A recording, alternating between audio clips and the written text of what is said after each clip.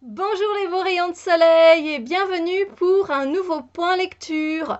Aujourd'hui, je vais vous présenter le livre Shades of Magic, le tome 1 de V.E. Schwab aux éditions Lumen. Alors déjà rien que la couverture quand même, moi je trouve qu'elle en impose. Les personnages sont très bien illustrés, j'aime beaucoup. Donc c'est voilà le livre 1, donc le tome 1. Oui, comme vous le voyez évidemment, c'est pas mal. C'est une belle bricasse que j'ai terminée et que j'ai adorée. Oui. Voilà. Je vais vous le présenter, n'est-ce pas? Donc les trois petites questions, vous savez bien pourquoi j'ai eu envie de lire ce livre, le résumé et puis ce que j'en ai pensé. Ok? Donc pourquoi j'ai eu envie de lire ce livre? Je vous demande pas de regarder la couverture, juste le titre. Shades of Magic. Les nuances de magie. Moi, il y a Magic dedans, ça m'interpelle. Voilà, magie. Oui, emmenez-moi. Emmenez-moi, j'ai envie de savoir, de voir, d'être emporté, d'être... voilà, d'être dans un monde de magie. Oui. Et je dois dire que j'ai été super contente. Donc voilà pourquoi j'ai décidé de le lire, parce que vous savez que j'aime tout ce qui est fantastique, fantasy, science-fiction, la SFFF. Donc la SFFF, c'est science-fiction, fantastique, fantasy. Tout ce regroupement de livres de ce genre littéraire, c'est vraiment mon dada. Donc voilà, en top premier, voilà. Et puis quand on parle de magie, je suis présente. Voilà le pourquoi. Et puis j'avoue que moi j'avais lu la quatrième de couverture et que ça m'avait séduit aussi, donc voilà. C'est un livre de 504 pages, donc et demi. 504 pages, c'est quand même bien écrit, bien grand, hein, donc voilà, c'est assez aéré, c'est espacé, donc voilà, ça se lit franchement facilement. Donc ça, je vous dirais, voilà, c'est vrai, c'est très fluide, c'est très harmonieux, on est directement dans l'ambiance. Mais ça, c'est pour ce que je dois vous dire après. Le résumé, hein, parce que vous êtes intéressés, c'est qui ces deux-là? Voilà, justement, en fait, Kel est un magicien de sang. Et en fait, grâce à son sang, il arrive à voyager dans les 4 Londres pas qui se superposent, mais qui sont en parallèle, si vous voulez. C'est comme des Londres parallèles qui existent. Il y a le Londres rouge dans lequel Kel vit. Il y a le Londres gris, il y a le Londres blanc et le Londres noir qui a disparu, qui a été anéanti. Et Kel, ce magicien de sang qu'on appelle un Antari, va croiser la route de Lila. Lila qui est un personnage mais que j'ai adoré, vraiment beaucoup, qui est une voleuse en fait. C'est une voleuse de premier ordre qui elle vit dans le Londres gris, parce que lui il vit dans le Londres rouge, je précise en fait.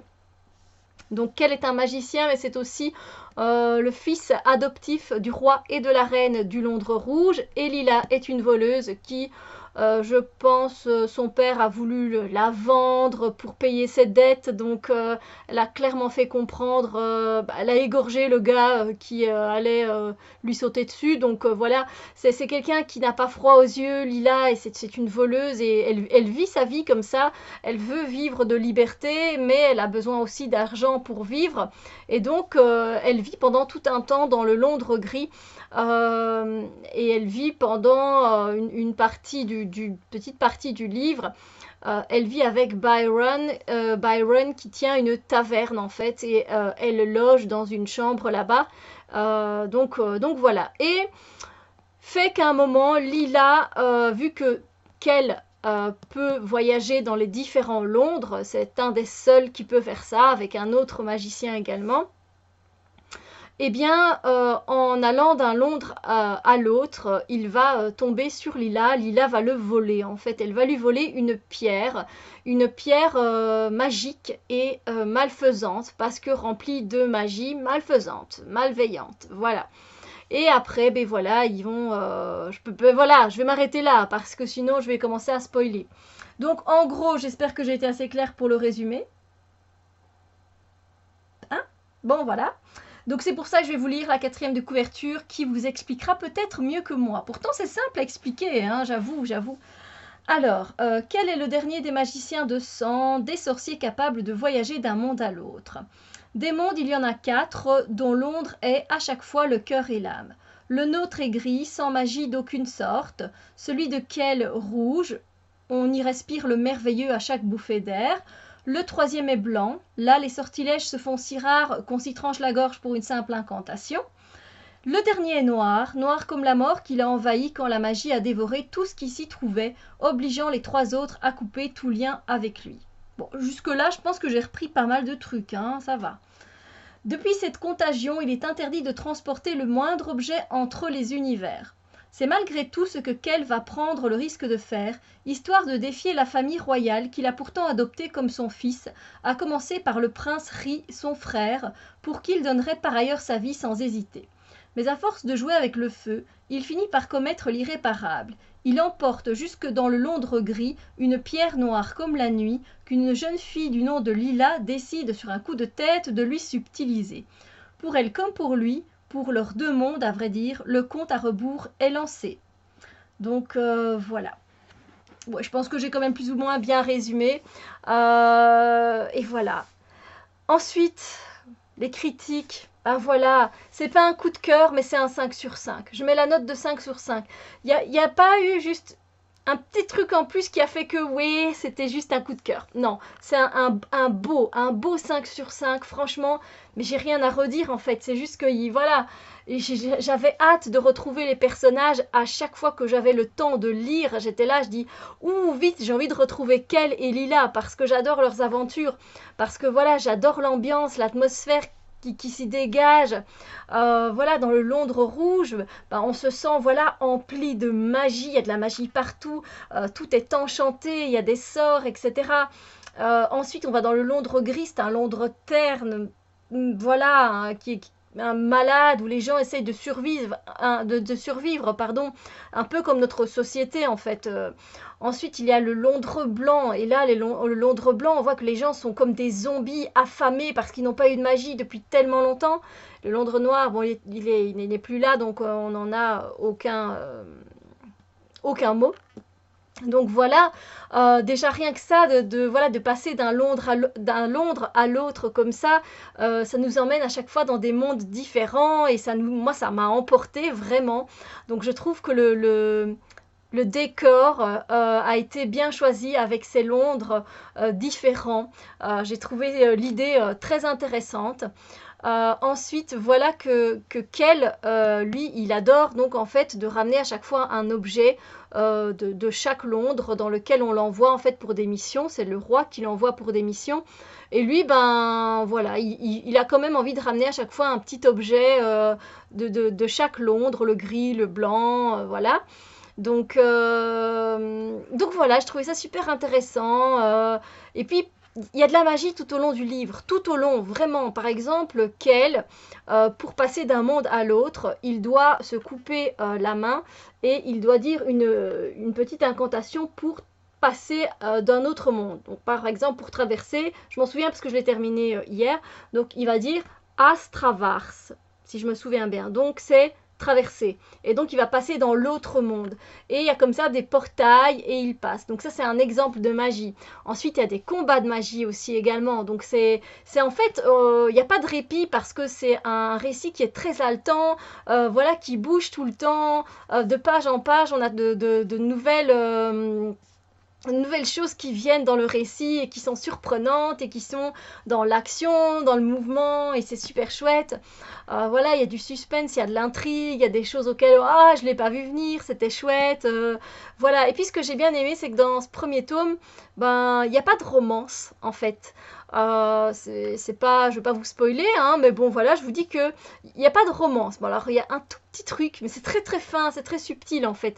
Mais Lila, elle est tellement orgueilleuse, elle a un de ses foutus caractères, elle a la tête dure, la testa dura, comme on dit chez nous en italien. Elle est vraiment, mais intrépide, elle est courageuse, elle est... waouh, c'est une... Moi, c'est une... par rapport à quel, si je dois dire, quel personnage j'ai préféré, clairement c'est Lila. Lila, elle est incroyable. Alors, voilà, elle tue un homme sans problème, elle vole sans problème, elle est recherchée dans son Londres gris pour vol, mais en fait, comme elle met un long manteau avec un chapeau et qu'elle cache son visage, donc on croit que c'est un homme. Enfin, franchement, elle est géniale, elle est géniale, elle a du caractère, elle se laisse pas faire. Voilà, voilà, elle se retourne pas. Mais j'adore. Ça a fait ça a vraiment, ça fait son charme en fait. Et j'ai bien aimé justement qu'il n'y ait pas cette romance, parce que vous savez, dans les livres de magie, généralement, il y a toujours bien un magicien qui tombe amoureux, voilà, nanana, ou la magicienne avec une autre personne, etc. Et là, c'était pas le sujet principal et ça m'a pas gênée. Pourtant, j'aime beaucoup les histoires d'amour, hein, c'est pas la question.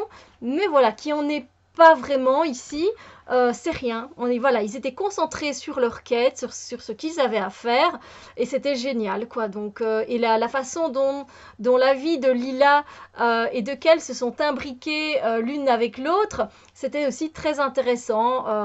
Après, Kel n'a pas eu vraiment trop le choix avec le caractère de Lila. Mais non, voilà, Kel aussi, il a quelque chose de particulier, de très énigmatique, et du coup, il nous attire comme un aimant. On a envie d'en savoir plus sur lui, quel est le fond de sa pensée, de ses ressentis, de ses émotions. Voilà, et avec une Lila brute de décoffrage, franchement, le duo a franchement très bien fonctionné. Après, pour les autres personnages, ben, c'était quand même des personnages secondaires, bien qu'ils prenaient leur importance quand même. Euh, mais voilà, un peu moins. Mais voilà, ils étaient aussi sympathiques, ils étaient très bien décrits, très bien.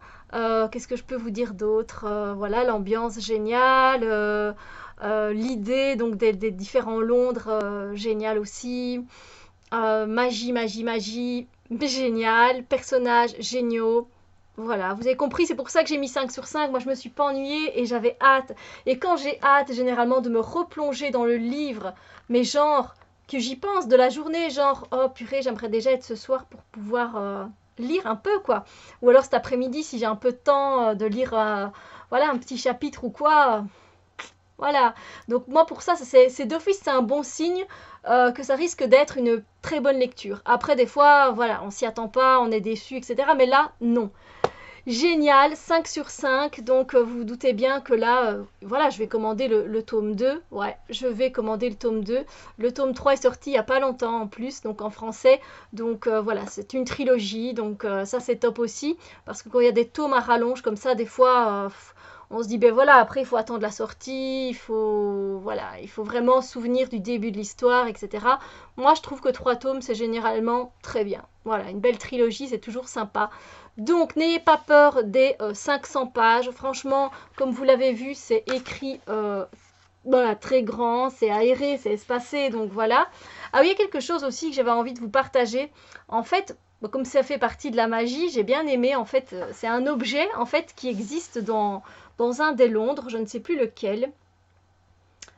Et en fait, il y a